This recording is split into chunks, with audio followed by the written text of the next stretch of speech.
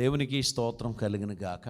ప్రభుని సన్నిధానంలో ఆయన వాక్యమును ధ్యానించుటకును దేవుడు మనకిచ్చిన కృప కొరకై మన దేవునికి స్తోత్రం చెల్లిదాం. మన దేవుడు నమ్మదగిన వాడు, అద్భుతకరుడు. ప్రతిదినం తన కృప ద్వారా మనల్ని నడిపిస్తున్నందుకు మన దేవునికి స్తోత్రం చెల్లిదాం. మనం ధ్యానించుకుంటూ వస్తున్నటువంటి అంశంలోనికి మనం వెళ్తున్నామండి. మత్తయి సువార్త 6వ అధ్యాయం దాని యొక్క 9వ వచనం నుంచి మనం చదువుదామండి. పరలోకమందున్న మా తండ్రి, నీ నామం పరిశుద్ధపరచబడును గాక, నీ రాజ్యం వచ్చును గాక, నీ చిత్తం పరలోకమందు నెరవేరుచున్నట్లు భూమి అందును నెరవేరును గాక. మా అనుదిన ఆహారము నేడు మాకు దయచేయము. మా రుణస్థులను మేము క్షమించి ఉన్న ప్రకారం మా రుణములను క్షమించుము. మమ్మను శోధనలోనికి తేక దుష్టు నుండి మమ్మను తప్పించుము. ఈరోజు మనం ధ్యానం చేయబోచున్నటువంటి అంశం, మమ్మను శోధనలోనికి తేక దుష్టు నుండి తప్పించుము. నాకే శోధన లేదండి అనేటువంటి వారు ఎవరైనా ఉంటే చెయ్యి ఎత్తొచ్చు. జీవితంలో శోధన లేని వాళ్ళు ఎవరు లేరు. శోధనలకు వయసు సంబంధం లేదు.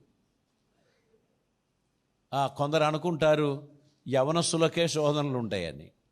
75 years ఉన్నా తాతయ్యకు కూడా శోధన ఉంటుంది. శోధనలు ఖచ్చితంగా ప్రతి ఒక్కరిని వ్యత్యస్తమైన భావముతో, రూపముతో తడస్థిస్తూ ఉంటుంది. శోధనలను జయించటం అది దేవుని కృప వలనే సాధ్యమవుతుంది. ఇప్పుడు ఉదాహరణ చెప్పాలంటే, మంచి ఐస్ క్రీమ్ తీసుకొచ్చి ఇచ్చారు, షుగర్ టూ మచ్ ఉంది, డాక్టర్ చెప్పారు మీరు ఐస్ క్రీము, షుగరు, స్వీటు ఏమీ తీసుకోవద్దని. ఒక్క కప్పే కదండి, ఈ ఒక్కసారే కదండి, అదే శోధన. అప్పుడు అవి తీసుకోవడం బట్టి షుగర్ షూటపై 300కు 400కు వెళ్ళిపోతుంది. అప్పుడు మనం శోధనలు జయించడానికి ఏం చేయాలి? సారీ అండి, నో థ్యాంక్స్, నేను అవి మానేశాను అని చెప్పాలి. ఈ విధంగా శోధనలు మనిషికి ఎదురవుతూ ఉంటుంది. శోధనలో పడిపోయిన మొట్టమొదటి వ్యక్తి ఎవరు అని అంటే మీరు చెప్తారు, ఆదాము పేరు చెప్తారు కదా. ఆదాము హవ్వ వారికి దేవుడు చెప్పారు, మీరు తోటలో ఉన్న అన్ని వృక్ష ఫలములు తినవచ్చు, కానీ తోట మధ్యలో ఉన్న వృక్ష ఫలమును మాత్రం తినకూడదు, అది తినిన రోజు మీరు చచ్చుతారు అని చెప్పారు. కానీ ఎంతకాలం, ఎన్ని నెలలు, ఎన్ని సంవత్సరాలు ఆ శోధనలను వారు జయించారో మనకు తెలియదు. ఆ చెట్టు కింద నుంచి పోయినప్పుడల్లా హవ్వ ఏదో ఒక ప్రశ్న అడిగేది. అప్పుడు ఆదాము వాటికి సమాధానం చెప్పుకుంటూ, అమ్మ ఈ యొక్క చెట్టు దగ్గర మాత్రం ఎక్కువ తిరగకు, శోధనలో పడే ఛాన్సెస్ ఉన్నాయి, అది తినవద్దు అని దేవుడు చెప్పాడు. ఎందుకో నాకు కూడా తెలియదు. తినిన రోజు మీరు సచ్చదని చెప్పారు కనుక మనకి ఎందుకులే, వద్దులే అని చెప్పి వారు ఇరువురు ఆ చెట్టు కింద నుంచి చాలాసార్లు వెళ్ళడం జరిగింది. ఒకానొక రోజు ఆదాము లేనప్పుడు హవ్వ ఆ మార్గము గుండా వెళ్ళినటువంటి సమయంలో శోధకుడు ఆమెను శోధించారు. శోధకుడు శోధించినది ఈ వృక్షం యొక్క పేరు మీకు తెలుసా? హవ్వ, తెలుసండి, మంచి చెడు దాని గురించి తెలివినిచ్చే వృక్షం. తెలివి తీసేసే వృక్షం కాదు కదా. ఏమిస్తుంది ఈ వృక్షఫలం తింటే? తెలివిని వస్తుంది. మంచి చెడ్డ దాని గురించి తెలివి ఎవరికి ఉంది? మీ తండ్రికే ఉంది, మీ దేవునికే ఉంది. ఆయనకున్న తెలివి మీకొద్దా? అవును కదా. ఆమె తినకుండా వెళ్ళిపోయింది.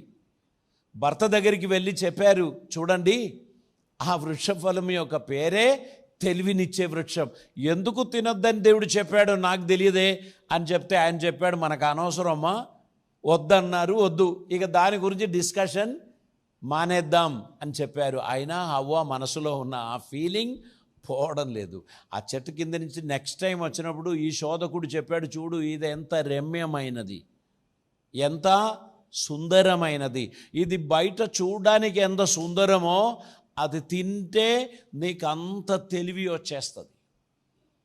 ఎన్నిసార్లు భర్త వద్దు అని చెప్పినా శోధకుడు శోధించిన కారణమును బట్టి హవ్వ ఆ వృక్షఫలం తిన్నారు. వెంటనే శోధకుడు అడిగాడు, చచ్చావా? లేదే, నేను చెప్పాను కదా నువ్వు చావనే చావవు. అవును కదా. ఆమె పరిగెడుతూ వెళ్ళి, చూడండి నేను ఈ వృక్షఫలం తిన్నాను, ఇది సెంటర్లో ఉన్న చెట్టు, తినొద్దని దేవుడు ఎందుకు చెప్పాడో తెలుసా? మనం ఆయన పోలికగా మారొద్దని. ఎవరు చెప్పారు నీకు ఈ సిద్ధాంతం? పాము చెప్పింది. నేను తిన్నానే, నేను చావలేదే. కన్ఫ్యూషన్లో పడ్డాడు ఆదాం. నిజమే కదా, ఆమె చావలేదే. ఆదాం ఎప్పుడైతే రుచి చూచాడో వారిద్దరూ దేవుని మహిమను పోగొట్టుకున్నారు. వారిద్దరూ దేవుని మహిమను పోగొట్టుకున్నారు.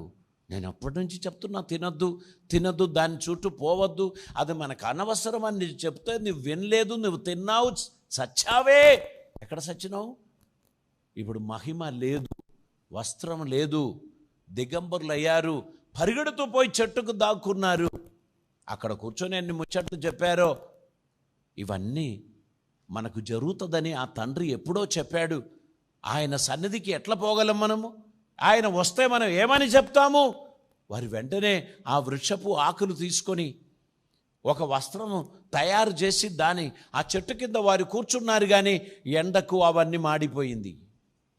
ఆయన వచ్చేటప్పటికి సాయంకాల వేళలో వారిద్దరూ భయపడిపోయారు. పోవద్దు పోవద్దు, తినద్దు అని చెప్తే నువ్వు వినలేదు. ఇప్పుడు ఏం చెప్తావు? దేవుడు వచ్చి హవ్వా నువ్వెక్కడున్నావు అని అడిగారా?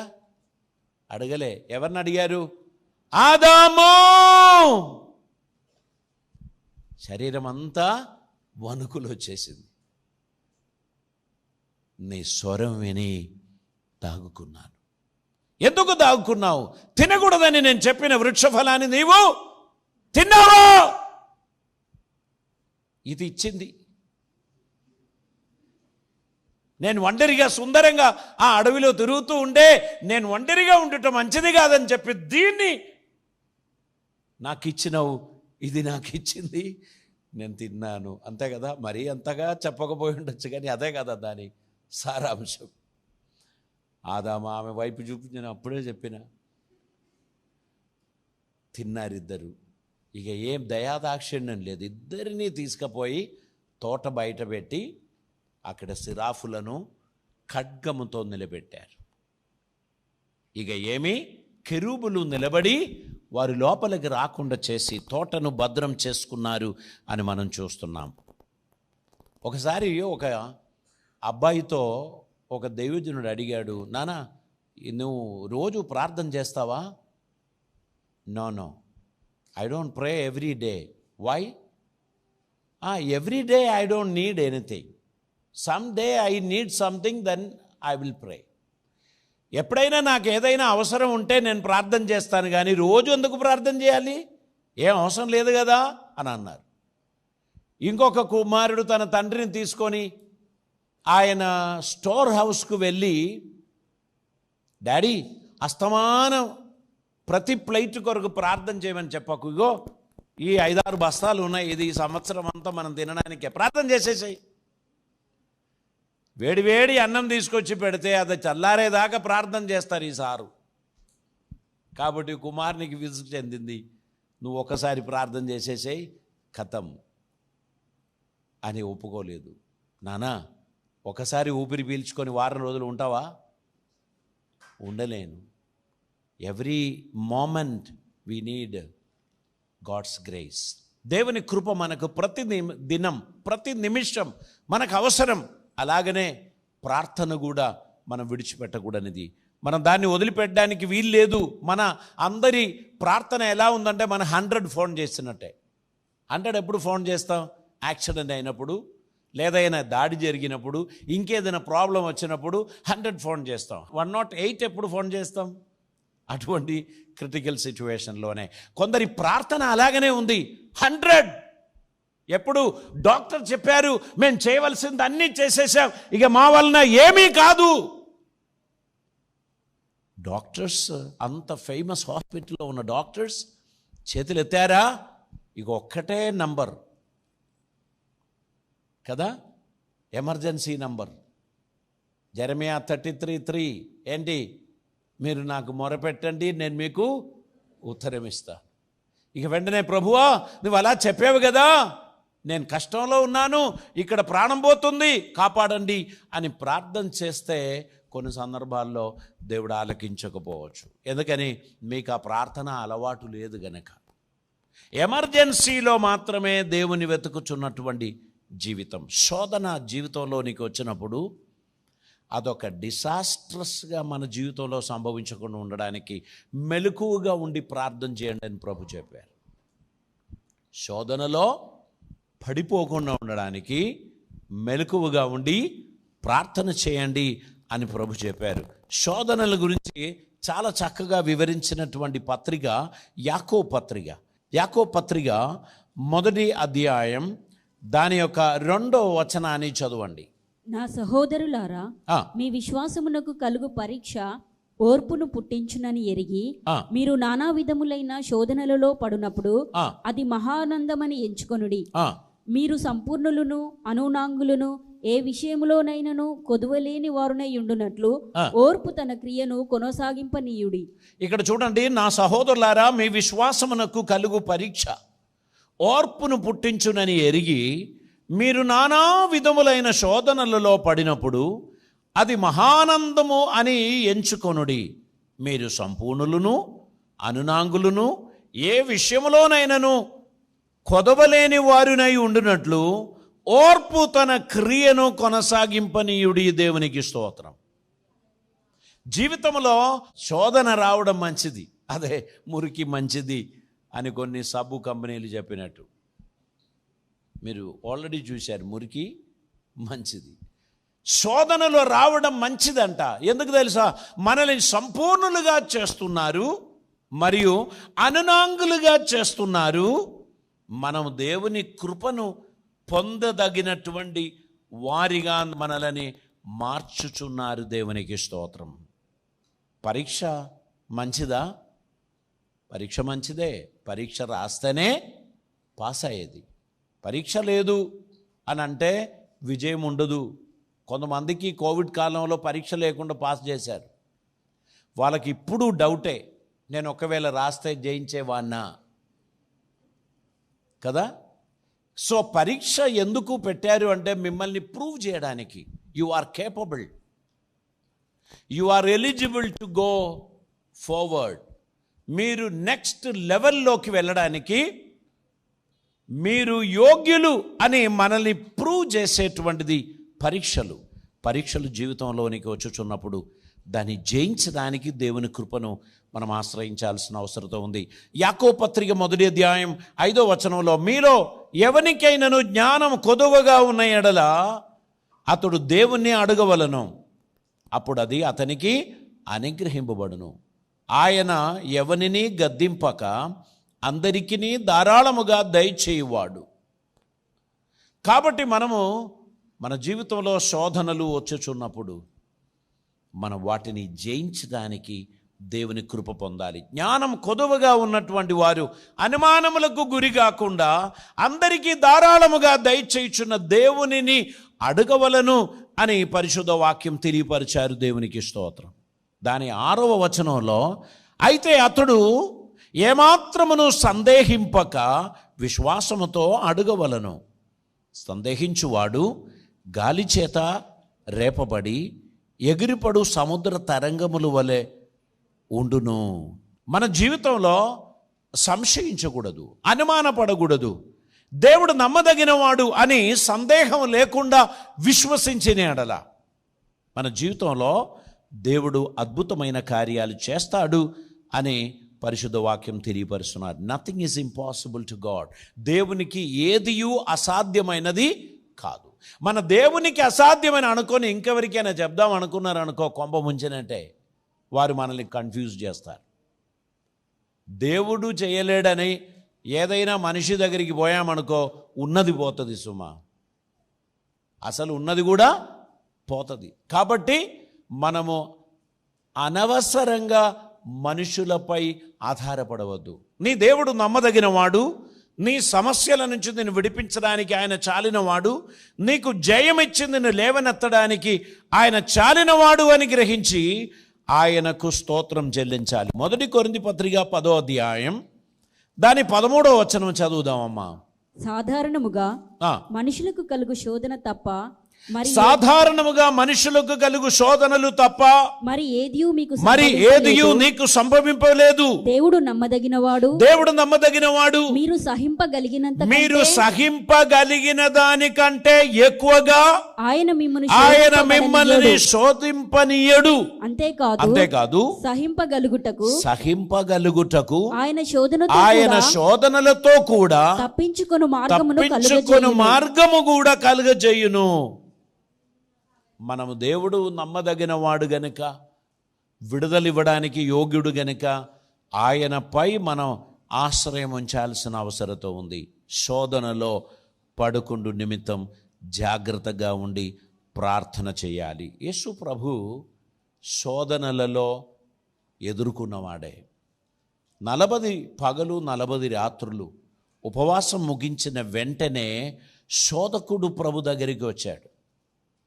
ఆయనతో చెప్పాడు, నీ చేతిలో ఉన్న ఈ రాయి రొట్టెగా మార్చుకోవచ్చు కదా, ఇప్పుడు నీకు ఆకలి అవుతుంది కదా, నీవు ఈ రాయిని రొట్టెగా మార్చుకో. అప్పుడు ప్రభు ఓ మాట చెప్పాడు, మనుషుడు రొట్టె వలన మాత్రము కాదు కానీ దేవుని నోటి నుండి వచ్చు ప్రతి మాటల వలన జీవించును అని రాయబడి ఉన్నది అని అన్నారు. ఎక్కడ రాయబడి ఉంది? ద్వితీయోపదేశ గ్రంథం 8వ అధ్యాయం 3వ వచనంలో ఆ మాట రాయబడి ఉన్నది. దేవునికి స్తోత్రం. ద్వితీయోపదేశ గ్రంథం 8వ అధ్యాయం 3వ వచనం, ఆహారం వలననే గాక యెహోవా సెలవిచ్చిన ప్రతి మాటల వలన నరులు బ్రతుకుదురని మీకు తెలియజేయుటకు ఆయన నిన్ను అణిచి నీకు ఆకలి కలుగజేసి నీవే గాని నీ పితరులే గాని ఎన్నడూ ఎరుగని మన్నాతో నిన్ను పోషించెను. దేవుడు మోషే ద్వారా వారికి నేర్పించిన విషయం, manna is not the ultimate food. Manna కాదు, దేవుని నోటి నుంచి వచ్చు ప్రతి మాటల వలన నరులు బ్రతకగలరు. దేవునికి స్తోత్రం. హల్లెలూయా. మీరు నేను బ్రతకడానికి దేవుడు తన నోటి నుంచి పలుకుచున్న ప్రతి మాటలు సరిపోతుంది అనేది మనం గ్రహించాలి. దేవుని మాట అంత అద్భుతమైనటువంటిది. ఈ అఖిలాంటమును కలుగజేసినది దేవుని స్వరమే. భూమిని, ఆకాశములను, సూర్య చంద్ర నక్షత్రములను దేవుడు తన చేతులారా చేయలేదు కానీ తన నోటి మాటల ద్వారా కలుగజేశాడు.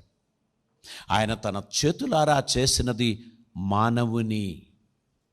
తన నాసికా రంధ్రములో దేవుడు జీవవాయు ఊదగా నరుడు జీవాత్మ ఆయను. దేవునికి స్తోత్రం. సమస్తమును దేవుని నోటి మాట ద్వారా దేవుడు కలుగజేశాడు. ప్రియులారా, మనం పరిశుద్ధ వాక్యమును ధ్యానిస్తున్నప్పుడు మత్తయి సువార్త 26వ అధ్యాయం దాని 41వ వచనంలో యేసు ప్రభు ఒక అద్భుతమైన మాట తెలియపరిచారు. మీరు శోధనలో ప్రవేశింపకుండానట్లు మెలకువగా ఉండి ప్రార్థన చేయండి. ఎందుకు అంటే శోధనలు వచ్చిన సందర్భంలో ప్రభు ఏ విధంగా విజయం సాధించాడో మనం మత్తయి సువార్త 4వ అధ్యాయం మొదటి 11 వచనాల్లో మనం చూస్తున్నాం. ప్రభు మాట్లాడిన తర్వాత అపవాది ఏం చేశాడు? ఆయనను ఒక ఎత్తైన స్థలములోకి తీసుకొని వెళ్ళినాక చెప్పారు, నువ్వు నాకు వంగి నమస్కరించినట్లయితే, నువ్వు సాగిలపడినట్లయితే నేను సమస్తము నీకు ఇస్తానని. చూడండి దాని 9వ వచనం, నీవు సాగిలపడి నాకు నమస్కారం చేసిన ఎడల వీటన్నిటినీ నీకు ఇచ్చేదనని ఆయనతో చెప్పాడు. అప్పుడు ప్రభు ఏం చెప్పాడు? యేసు వానితో సాతానా పొమ్ము, ప్రభువైన నీ దేవునికి మ్రొక్కి ఆయనను మాత్రమే సేవింపవలను అని రాయబడి ఉన్నది. దేవునికి స్తోత్రం. అక్కడ 6వ వచనంలో ఏమన్నారు? నీవు కుమారుడవైతే అయితే కిందికి దూకము, దేవాలయ శిఖరమునకు తీసుకొని వెళ్ళి నిలబెట్టి, నువ్వు నిజంగా దేవుని కుమారుడు అయితే దూకు. మనతో ఎవరైనా నువ్వు నిజంగా విశ్వాసి అయితే ఇది చెయ్యి అని అంటే నేను విశ్వాసిగా, నేను 30 సంవత్సరాల నుంచి ప్రభువుని సేవించడం లేదా, నేను నిజమైన విశ్వాసిని. బైబిల్లో ఏమన్నారు? హానికరమైనది ఏది త్రాగినా నీకు హాని జరగదు. పురుగుల మందు తీసుకొచ్చి నువ్వు విశ్వాసి అయితే తాగు. ఇప్పుడు మనకు పెద్ద పరీక్ష, నేను విశ్వాసరా కారా. అప్పుడు ప్రభు అటువంటి శోధనలో ఎప్పుడు పడిపోలే. ప్రభు ఏమన్నాడు? తండ్రి అయిన దేవుని నువ్వు పరీక్షించకూడదు, నువ్వు ఆయనను మాత్రమే నువ్వు సేవించాలి కానీ, ఆయన మాటలకు మాత్రమే నువ్వు విధేయత చూపించాలి కానీ ఈ లోక సంబంధమైన వాటిలో నువ్వు మనసు పెట్టుకోకూడదని ప్రభు చెప్పిన మాటలు ప్రతిదీ కూడా యేసు ప్రభు వారు సాతానుతో మాట్లాడుతూ అక్కడ తాను విజయం పొందినట్లు మనం చూస్తున్నాం. అక్కడ ఏమంటున్నారు? ప్రభు అయిన నీ దేవుణ్ణి నీవు శోధింపవలదు అని మరి ఒక్క చోట రాయబడి ఉన్నదని వానితో చెప్పాడు. మనలని శోధించువాడు ఎవరిని శోధిస్తున్నారు? దేవుణ్ణి కూడా శోధిస్తున్నారు. దేవుణ్ణి శోధించే శోధనలో మన సాతానికి ఎడము ఇవ్వద్దు.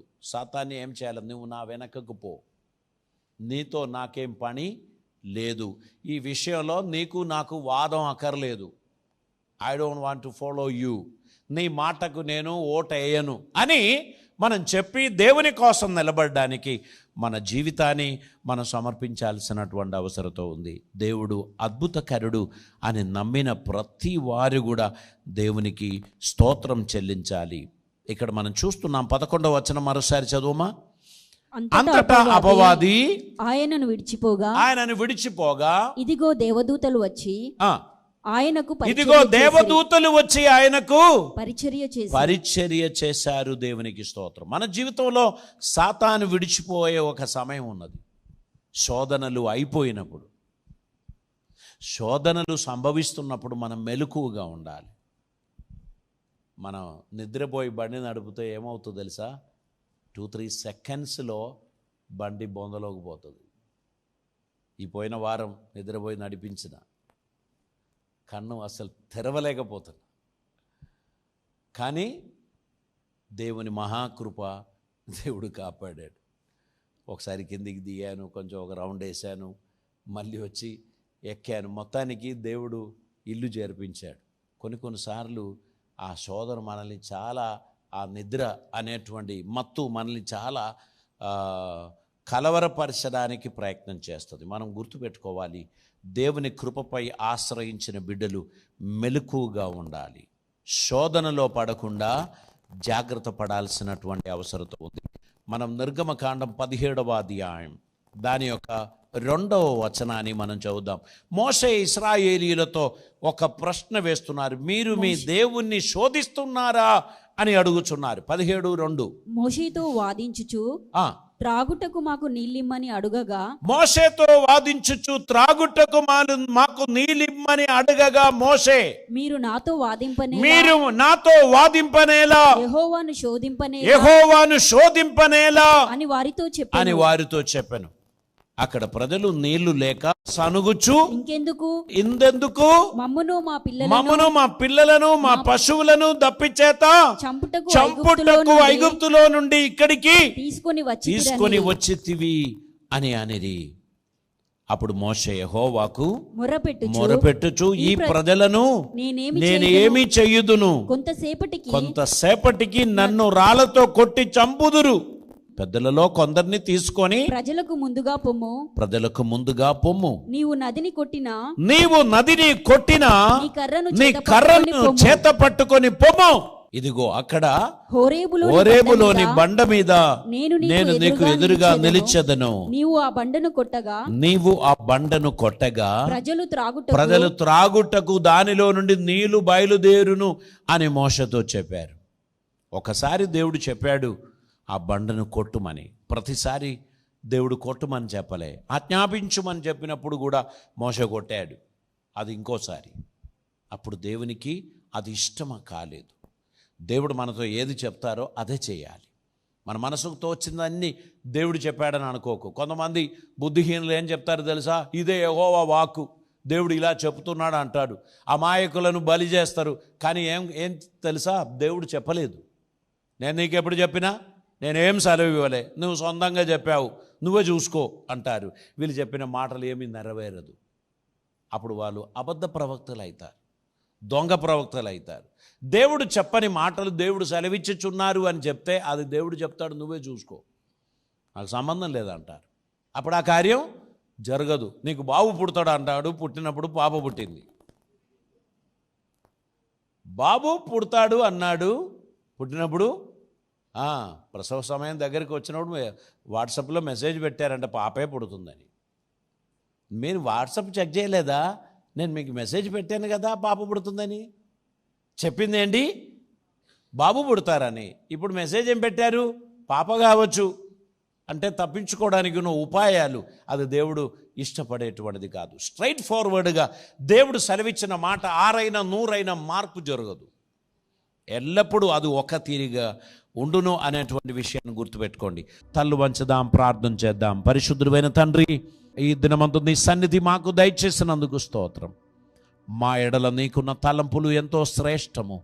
నీ అడుగుజాడలో నీ చిత్తం నెరవేర్చు వారిగా మేము నడవడానికి కృప చూపుమని ప్రార్థిస్తున్నాం. దుష్టుడు పెట్టిన ప్రతి కాడి యేసు నామమున విరిగిపోవును గాక.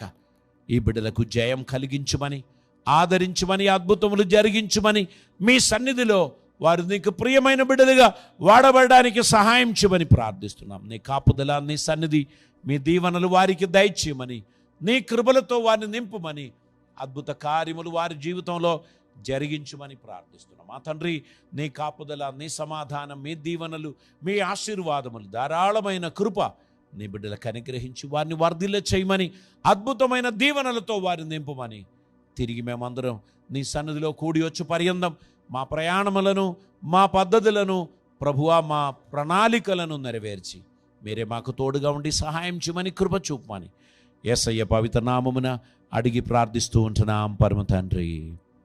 ఆమేన్.